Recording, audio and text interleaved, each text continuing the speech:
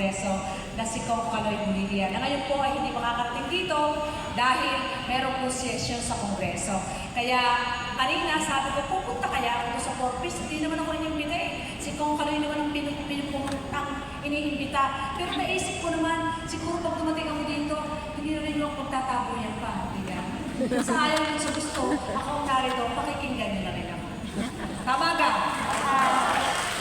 So, hindi ko alam kung babatiin ko ng congratulations sa mga Corpus na narito.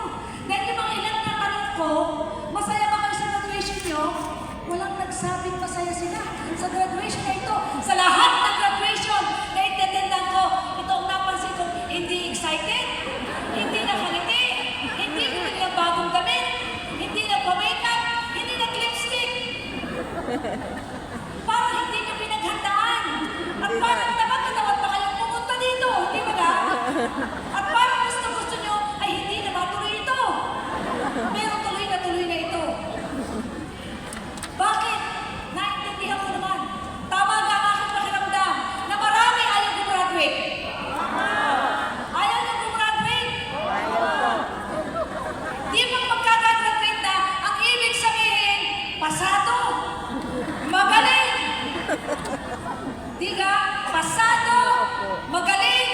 Nasa ibang level na, umangat na. O, tanong ko, hindi ka kayo pasado? Aba? Hindi kayo pasado? Hindi ka kayo magaling? Aba? Hindi ka kayo umangat ng level pa? Nasabi ko lang yun. Ang totoo, naiintindihan ko naman kung bakit ayaw niyo gumraduate sa Corpus.